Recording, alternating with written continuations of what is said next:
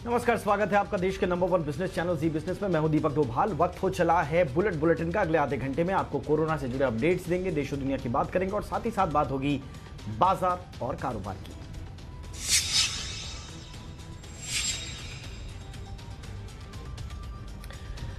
दिल्ली के मुख्यमंत्री अरविंद केजरीवाल का कोरोना टेस्ट रिपोर्ट आ चुकी है और वो है नेगेटिव। जी हां, केजरीवाल का आज कोरोना टेस्ट हुआ था। पिछले दिनों उनको गले में दर्द, बुखार आने के बाद उन्होंने खुद को सेल्फ क्वारंटाइन, सेल्फ आइसोलेशन में डाल दिया था। 51 साल के केजरीवाल को डायबिटीज की बीमारी है, लेकिन अब जो उनकी रिपोर्ट आई है वो नेगेटिव आई है।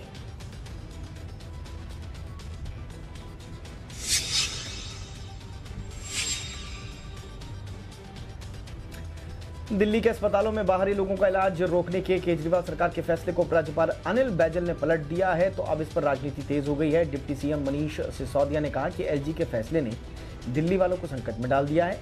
उन्होंने कहा कि एलजी के पास अस्पतालों को लेकर न कोई प्लान है और न कोई आंकड़े हैं। उन्होंने बिना सोचे ही दिल्ली सरकार का फैसला पलट दिया।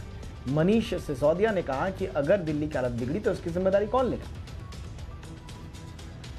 दिल्ली की कैबिनेट ने निर्णय लिया था कि अभी कुछ समय तक, जब तक कोविड की परेशानी है, जो आज लोग दिल्ली में रह रहे हैं उनके लिए ही मैनेज करके रिजर्व रखा जाए, उनके लिए ही सीमित रखा जाए।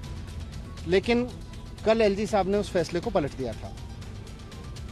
जब आज एलजी साहब से डीडीएम की मीटिंग में हमने रिक्वेस्ट किया कि साहब आपने कल ये फैसला पलटा, तो उससे पहले आपने अपेक्षा की होगी, कुछ आकलन किया होगा कि कितने केस बढ़ेंगे, बाहर से कितने केसेस आएंगे, उसका भी उनके पास कोई आइडिया तो नहीं था।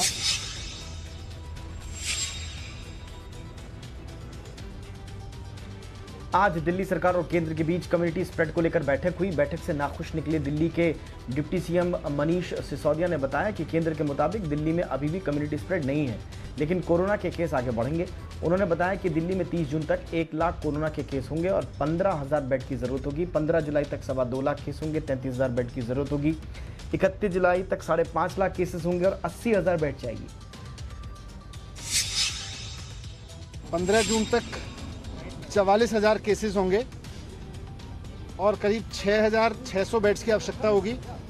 30 जून तक 1 लाख केसेस पहुंच जाएंगे और 15,000 बेड्स की आवश्यकता होगी। 15 जुलाई तक करीब 2.25 लाख केसेस हो जाएंगे और 33,000 बेड्स की आवश्यकता होगी।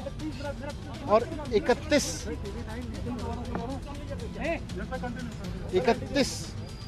जुलाई तक करीब 5.5 लाख केस पहुंच जाएंगे दिल्ली में और उसके लिए करीब 80,000 बेड्स की आवश्यकता होगी। देश में एक दिन में कोरोना मामलों में सबसे बड़ा उछाल आया है। 24 घंटे के दौरान कोरोना के 9,987 नए मरीज मिले हैं। इस दौरान 331 लोगों की मौत भी हुई है। इन नए आंकड़ों के साथ ही देश में कोरोना के कुल मरीजों की संख्या 2,66,598 हो गई है। मौत की संख्या भी बढ़कर 7,466 हो गई है। अच्छी बात यह है कि ठीक होने की दर भी बढ़ रही है, 48.46% हो गई है। देश में अब तक 1,29,215 लोग ठीक हुए हैं, यानी करीब आधे मरीज ठीक हुए हैं।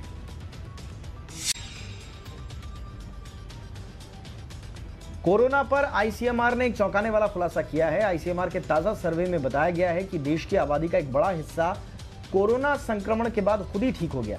यह संक्रमण हॉटस्पॉट शहरों की 1/3 आबादी में फैला था, लेकिन अब यहां के मरीज अपने आप ठीक हो गए हैं, उनके शरीर से एंटीबॉडीज मिली हैं। आईसीएमआर ने एंटीबॉडीज की पहचान के लिए 70 जिलों में 24,000 लोगों पर सीरोलॉजिकल सर्वे किया। पता चला कि कंटेनमेंट जोन में 15 से 30% आबादी को संक्रमण हो चुका था।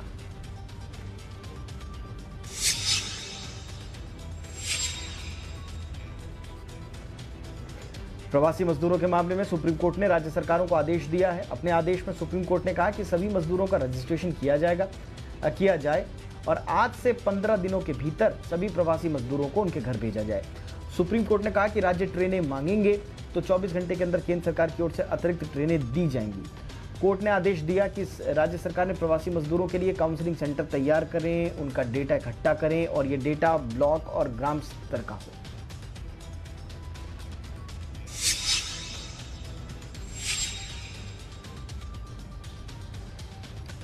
प्रवासी मजदूरों के सामने खड़ी रोजगार की समस्या पर भी कोर्ट ने आदेश दिया है। कोर्ट ने राज्यों से कहा कि वो उनकी स्किल मैपिंग कराएं जिससे रोजगार देने में मदद हो। राज्य और केंद्र शासित प्रदेश मजदूरों को रोजगार देने के लिए स्कीम बनाएं। इसके बारे में प्रदेशों को सुप्रीम कोर्ट को जानकारी देनी होगी। अगर मजदूर वापस काम कर लौटना चाहते हैं तो राज्य सरकारें मदद करें। कोर्ट ने मजदूरों पर दर्ज लॉकडाउन के केस वापस लेने का आदेश भी दिया।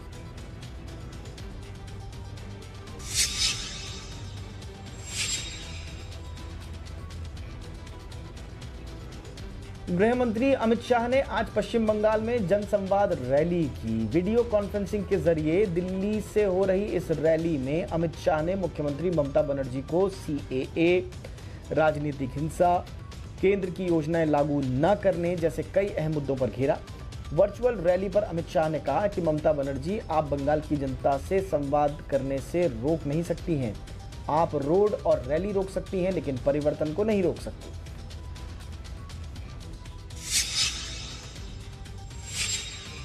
बंगाल के सारे कार्यकर्ता ताली बजा रहे हैं, खुशी व्यक्त कर रहे हैं, मगर बंगाल को इसका फायदा नहीं मिलता है क्योंकि मोदी जी लोकप्रिय न हो जाए इसके डर से ममता दीदी आयुष्मान भारत योजना को बंगाल की धरती पर उतारना नहीं चाहती। मैं पूछना चाहता हूं ममता दीदी से, क्या बंगाल के गरीब का अधिकार नहीं है? क्या बंगाल के गरीब को अपने बूढ़े बाप का छोटे बच्चे की इलाज कराने का अधिकार नहीं है? आयुष्मान भारत योजना से बंगाली क्यों विमुख? आपकी राजनीति करने के लिए बहुत सारे मैदान है ममता जी, कोई मैदान आप तय कर दो, कर लेंगे दो हाथ। गरीबों के अधिकार को आप क्यों रोक कर बैठे?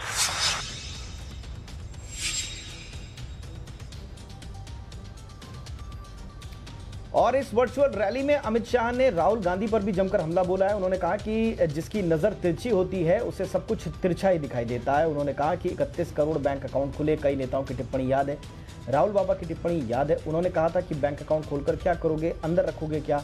राहुल बाबा जिसकी दृष्टि वक्र होती है उसे वक्र ही दिखाई देता है, मैं आगे की बात नहीं करता। ये अमित शाह का कहना था। जब 31 करोड़ बैंक अकाउंट खोले गए, बहुत सारे नेताओं की टिप्पणियां मुझे याद है, राहुल बाबा की भी टिप्पणियां याद है। बैंक अकाउंट खोलकर करोगे क्या, अंदर रखोगे क्या? राहुल बाबा, जिसकी दृष्टि वक्र होती है उसको वक्र ही दिखाई पड़ता है।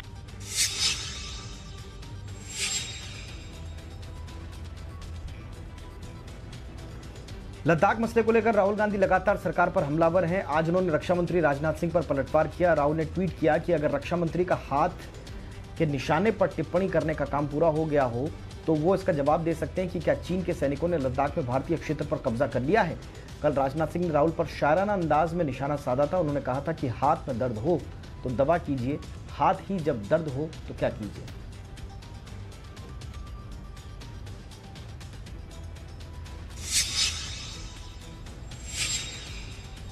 और आइए अब बात कर लेते हैं बाजार और कारोबार की।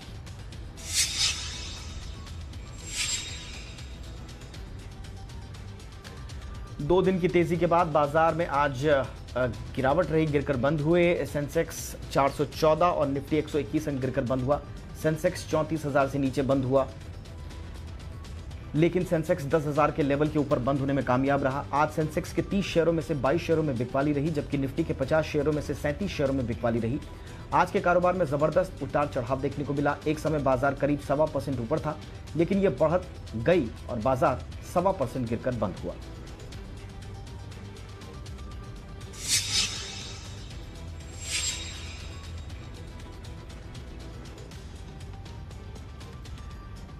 इक्विटी मार्केट में गिरावट का असर रुपए पर भी दिखा है। डॉलर के मुकाबले रुपया 7 पैसा गिरकर 75.61 के लेवल पर बंद हुआ है। कल रुपया 75.54 पर बंद हुआ था और आज ओपनिंग भी करीब करीब फ्लैट 75.52 पर हुई। हालांकि इंट्राडे ट्रेडिंग के दौरान रुपया 11 पैसे मजबूत होकर 75.43 की ऊंचाई पर भी पहुंचा था।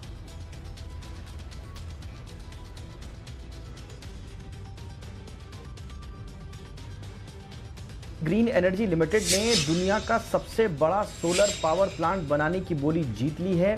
इसके तहत उनकी कंपनी 8,000 मेगावाट का सोलर पावर प्लांट तैयार करेगी। इस पर कंपनी अगले 5 साल में $6 अरब का निवेश करेगी।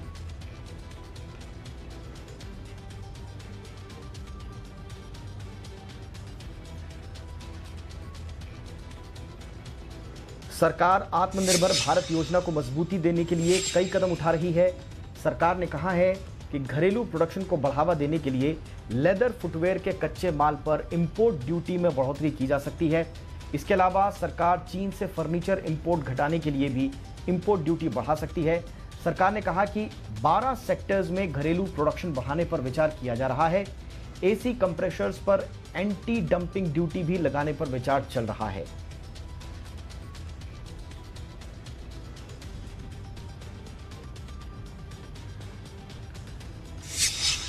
चीनी मिलों को जल्द ही राहत मिल सकती है। इसके लिए महाराष्ट्र सरकार ने केंद्र को चिट्ठी लिखी है। इस चिट्ठी में चीनी की मिनिमम सेल प्राइस बढ़ाने की सिफारिश की गई है। चीनी ग्रेड के हिसाब से मिनिमम सेलिंग प्राइस को 3.5 रुपए 6.5 रुपए तक बढ़ाने का प्रस्ताव दिया गया है। 3.5 से 6.5 करने का प्रस्ताव दिया गया है। मौजूदा समय में चीनी की एमएसपी 31 रुपए प्रति किलो है। चीनी मिलें पैसों की तंगी की वजह से गन्ने का भुगतान किसानों को नहीं कर पा रही हैं।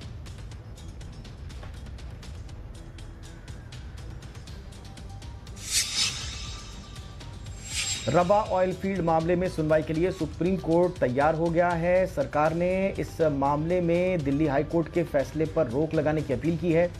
सरकार ने वेदांता और वीडियोकॉन के खिलाफ शिकायत की है। सरकार ने दोनों पर रवा ऑयल फील्ड से $19.8 करोड़ की बजाय $49.9 करोड़ की रिकवरी का आरोप लगाया है। यह मामला 2000 से 2007 के दौरान का है। सुप्रीम कोर्ट में इसकी सुनवाई 15 जून को होगी। मलेशिया की अंतर्राष्ट्रीय आर्बिट्रेशन कोर्ट ने वेदांता के पक्ष में फैसला सुनाया था।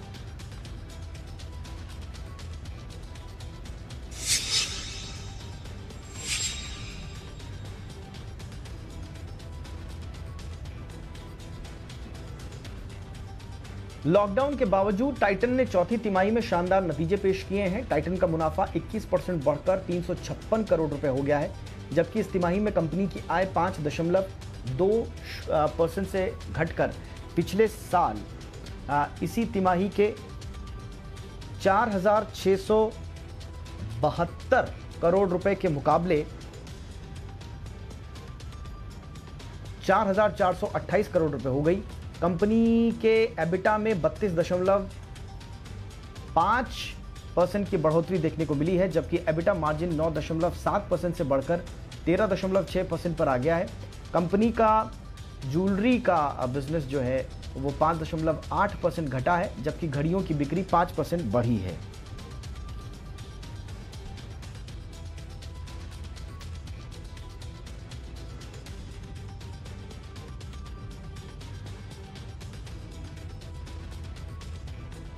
संकट की घड़ी में पार्ले जी बिस्किट ने 82 साल का रिकॉर्ड तोड़ दिया है। 5 मार्च, अप्रैल और मई के दौरान इस शानदार बिक्री से पार्ले जी बनाने वाली कंपनी का मार्केट शेयर 5% बढ़ा है। लॉकडाउन के दौरान लोगों ने मदद के लिए भी पार्ले जी बिस्किट खरीदे, जिससे बिक्री में उछाल आया। पार्ले प्रोडक्ट्स के कैटेगरी हेड मयंक शाह ने कहा कि कंपनी का कुल मार्केट शेयर करीब 5% बढ़ा है और इसमें से 80 से 90% ग्रोथ पार्ले जी की बिक्री से हुई है।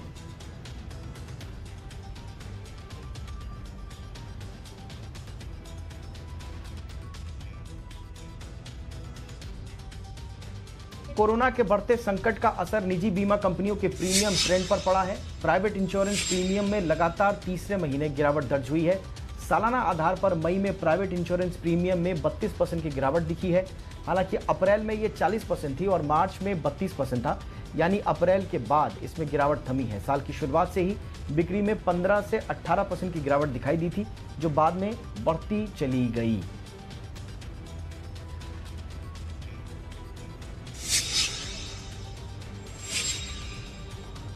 मारुति सुजुकी और महिंद्रा फाइनेंस ने हाथ मिलाया है। मारुति के ग्राहक अपनी गाड़ी को फाइनेंस कराने के लिए महिंद्रा फाइनेंस की स्कीम्स का फायदा उठा सकेंगे। मारुति का कहना है कि साझेदारी से ग्राहकों को आसान तरीके से फाइनेंस की सुविधा मिल पाएगी। कंपनी का कहना है कि इस साझेदारी से मारुति के ग्राहकों को अभी खरीदो बाद में भुगतान करो स्टेप अप ईएमआई और बलून ईएमआई जैसी कई तरह की पेशकश का लाभ वो उठा सकेंगे।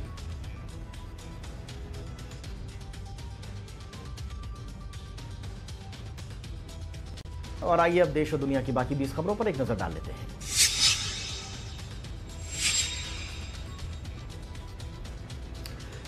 केंद्र सरकार ने अपने दफ्तरों के लिए नए दिशा निर्देश जारी किए हैं। सरकार ने अधिकारियों और कर्मचारियों से कहा है कि वो आमने सामने बैठकें ना करें। वही कर्मचारी दफ्तर आएं जिनमें कोरोना के लक्षण नहीं है, जिन्हें हल्का बुखार हो, गले में खराश हो, वो ऑफिस ना आएं। कंटेनमेंट जोन में रहने वाले कर्मचारी घर से ही काम करें। एक दिन में 20 से ज्यादा लोग ऑफिस में न रहें। काम करते समय चेहरे पर मास्क और फेस शील्ड लगी होनी चाहिए, नहीं तो कर्मचारी के खिलाफ कार्रवाई की जाएगी।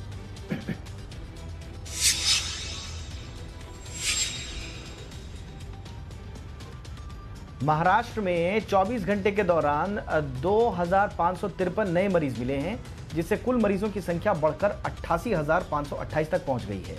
24 घंटे में 2553 नए मरीज मिले हैं। इन 24 घंटों में 109 लोगों की जान गई है, जिससे मौत का आंकड़ा 3,109 पहुंच गया है। सबसे ज्यादा मामले मुंबई से ही हैं। मुंबई में संक्रमित मरीजों की संख्या 50,000 के पार पहुंच गई है। अब तक महाराष्ट्र में करीब 5,64,331 लोगों का लैब सैंपल लिया जा चुका है, जिसमें 15.68% लोग कोरोना पॉजिटिव पाए गए हैं।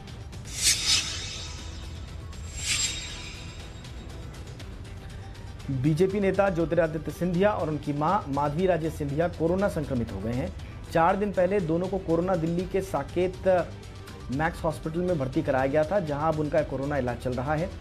ज्योतिरादित्य सिंधिया को बुखार और खांसी के साथ ही कोरोना संक्रमण के लक्षण दिखाई दिए थे, लेकिन उनकी मां में कोरोना के लक्षण नहीं दिखे थे।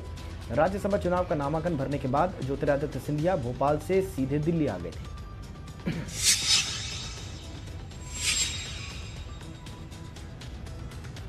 उत्तर प्रदेश में 69,000 बेसिक शिक्षकों की भर्ती से जुड़े एक मामले में हाईकोर्ट का फैसला कल आएगा।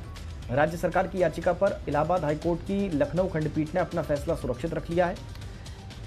दरअसल कोर्ट की लखनऊ बेंच ने भर्ती प्रक्रिया पर रोक लगा दी थी, जिसके बाद योगी सरकार ने सिंगल बेंच के इस फैसले को डबल बेंच में चुनौती दी थी। कल कोर्ट ने सुनवाई के बाद इस फैसले को सुरक्षित रख लिया।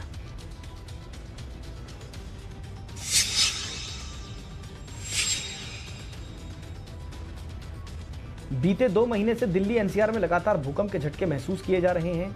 अब इस पर दिल्ली हाईकोर्ट ने भी चिंता जाहिर की है। दिल्ली हाईकोर्ट ने दिल्ली सरकार और सभी नगर निगमों को निर्देश दिया है कि भूकंप से निपटने के लिए अपनी तैयारियों की योजना के बारे में तत्काल आधार पर हलफनामा दायर करें और ये बताएं कि इसे कैसे लागू किया जाए। दिल्ली एनसीआर क्षेत्र में कल भी भूकंप के झटके महसूस किए गए, हालांकि भूकंप की तीव्रता बेहद कम रही।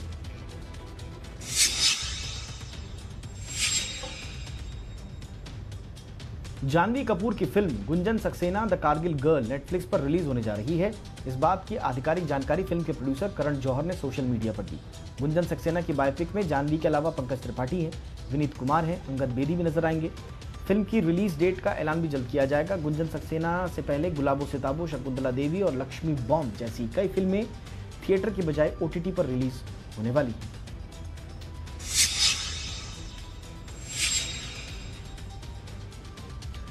सरकार से फिल्मों की शूटिंग शुरू करने की परमिशन मिलते ही सलमान खान अपनी अगली 3 फिल्मों पर काम करना शुरू कर चुके हैं।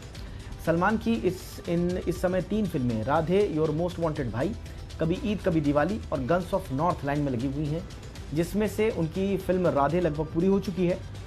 दबंग खान इन फिल्मों के लिए नया शेड्यूल बना चुके हैं और सबसे पहले वो राधे को पूरा करेंगे, बाद में दोनों फिल्मों को कंप्लीट करेंगे।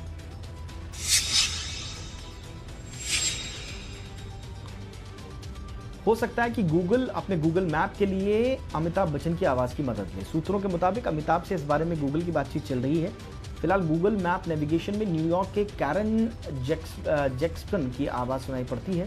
क्योंकि भारत में अमिताभ बच्चन की आवाज़ सबसे अधिक लोकप्रिय आवाज़ है, इसलिए गूगल मैप इंडिया में ये प्रयोग कर सकता है।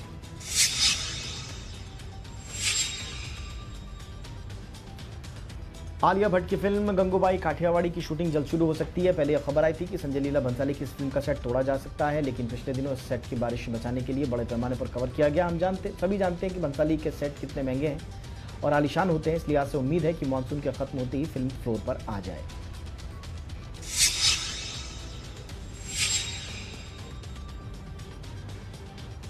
सोनम कपूर का आज जन्मदिन है, वो 35 साल की हो गई हैं। इस मौके पर उनके पिता और अभिनेता अनिल कपूर ने सोशल मीडिया पर इमोशनल पोस्ट लिखी है। उन्होंने सोनम को अपना विश्वास पात्र और अभिमान बताया। सोनम का जन्म 9 जून 1985 को मुंबई में हुआ था। सोनम कपूर अपना जन्मदिन मनाने के एक दिन पहले ही दिल्ली से मुंबई पहुंची हैं। लॉकडाउन के चलते वो 2 महीने से दिल्ली स्थित अपनी ससुराल में थीं।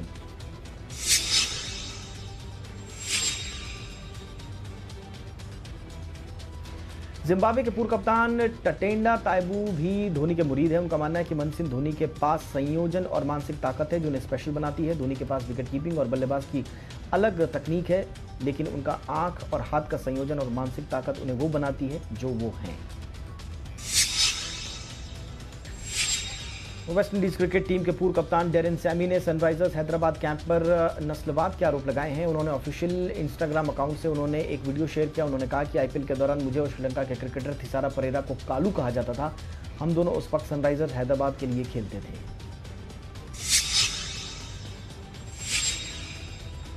वेस्ट इंडीज के पूर्व तेज गेंदबाज माइकल होल्डिंग का मानना है कि T20 क्रिकेट कप अभी 50 ओवर्स के मैच का कुछ नहीं बिगाड़ पाएगी। उन्होंने कहा कि मुझे लगता नहीं कि आईसीसी कभी 50 ओवर के मैच को हटाना चाहेगी, क्योंकि इससे आईसीसी की सबसे ज्यादा कमाई होती है। भारतीय टीम के स्टार ऑलराउंडर हार्दिक पांड्या और नताशा स्टेनकोविक जल्द ही मम्मी पापा बनने वाले हैं। कुछ दिन पहले ही उन्होंने इंस्टाग्राम पर इसकी जानकारी दी थी। नताशा ने अब बेबी शावर से दोनों की नई फोटो शेयर की है। इससे पहले हार्दिक ने बेबी शावर की फोटो शेयर करते हुए लिखा था, नताशा और मैं एक साथ लंबा सफर तय किया है। हम बहुत जल्दी अपने जीवन के एक नए मेहमान का स्वागत करने के लिए उत्साहित हैं।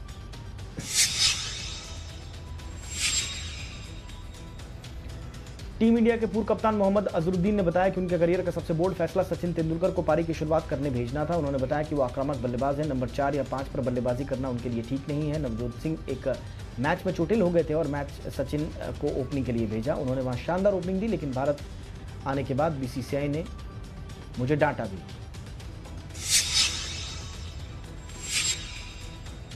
तो ये था आज का बुलेटिन। इजाजत दें, नमस्कार।